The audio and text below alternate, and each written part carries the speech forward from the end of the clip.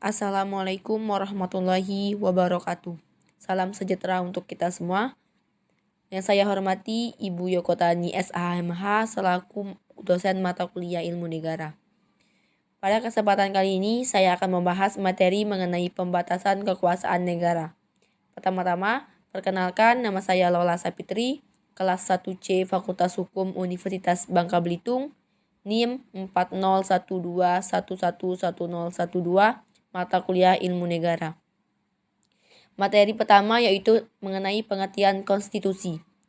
Konstitusi ini dapat dirumuskan sebagai dokumen yang memuat ketentuan-ketentuan tentang bekerjanya satu organisasi. Negara umumnya selalu didasarkan pada suatu konstitusi atau undang-undang dasar. Meski beberapa negara seperti Inggris, Israel, dan New Zealand secara formal dan tertulis tidak memilikinya. Meskipun demikian, kita dapat merujuk kepada Inggris yang memiliki tradisi konstitusi yang kuat meskipun tidak memiliki sejarah khusus dan tertulis konstitusi tersebut. Yang melihat konstitusi tersebut sebagai yaitu satu bentuk aturan, adat istiadat, kebiasaan-kebiasaan yang menentukan susunan dan kekuasaan organ-organ negara dan mengatur hubungan satu sama lain dan organ negara dengan warga negara.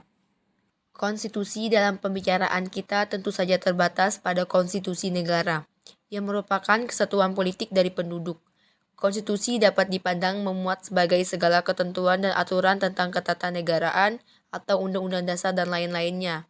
Dalam arti demikian, dikatakan bahwa konstitusi merupakan satu sistem norma yang tertutup atau a closed system of norms, yang merujuk pada kondisi menyeluruh pada kesatuan dan tata tertib atau complete condition of political unity and order. Definisi textbook biasanya mengartikan konstitusi sebagai norma fundamental atau hukum dasar, namun memandang konstitusi hanya sebagai aturan hukum yang memuat ketentuan tentang organisasi dan kekuasaan negara. Secara empiris dan historis tidak benar. Pada dasarnya, pembentukan konstitusi melalui proses kesepakatan atau konsensus yang tidak mudah. Selanjutnya yaitu ruang lingkup konstitusi. Keberadaan sebuah konstitusi secara luas dilihat sebagai sebuah syarat yang perlu bagi demokrasi dan rule of law. Negara-negara yang bergerak dari kolonialisme menjadi merdeka atau dari negara dengan pemerintahan absolut menjadi pemerintahan demokrasi selalu disertai dengan satu upacara peresmian sebuah konstitusi tertulis secara formal. Undang-undang dasar merupakan konstitusi sebagai satu naskah yang tertulis.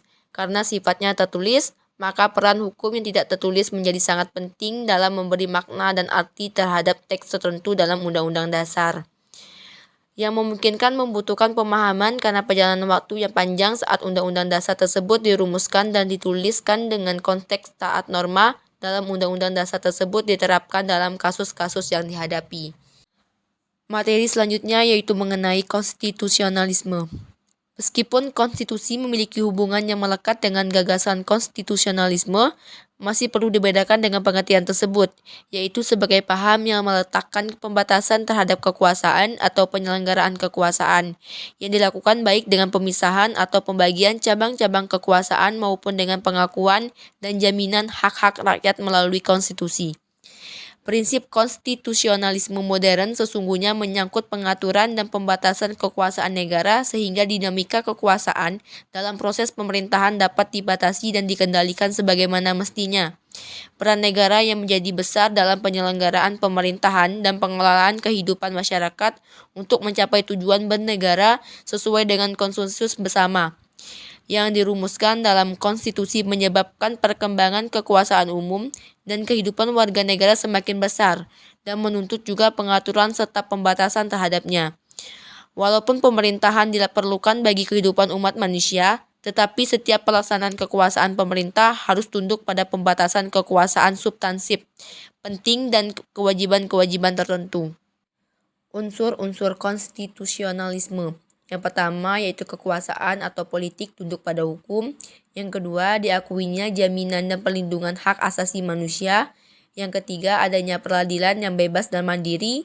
Yang keempat, pertanggungjawaban publik dari penyelenggara negara atau akuntabilitas publik yang merupakan sendi utama kedaulatan rakyat. Selanjutnya yaitu konsep konstitusionalisme. Pengertian dan konsep konstitusi mencakup peraturan-peraturan tertulis, kebiasaan, dan konvensi tata negara yang menentukan susunan dan kedudukan organ-organ negara, hubungan di antara satu organ dengan yang lain, dan hubungan organ negara dengan warga negaranya.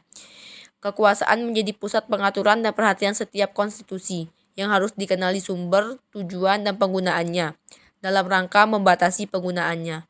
Oleh karena itulah dikatakan bahwa konstitusionalisme dikatakan sebagai satu sistem kelembagaan tentang pembatasan yang efektif dan teratur terhadap kekuasaan pemerintahan. Materi terakhir yaitu mengenai bentuk-bentuk konstitusi. Yang pertama yaitu konstitusi yang tidak tertulis. Konstitusi yang tidak tertulis dikatakan sebagai prinsip dasar dan nilai-nilai moral yang merupakan norma-norma yang tidak tertulis yang boleh dipandang abstrak tetapi merupakan hal yang ideal dalam kehidupan bernegara. Nilai-nilai tersebut menjadi pandangan hidup masyarakat tertentu dan sebagai sumber norma sebagai dasar berlakunya norma yang lebih konkret dan tertulis.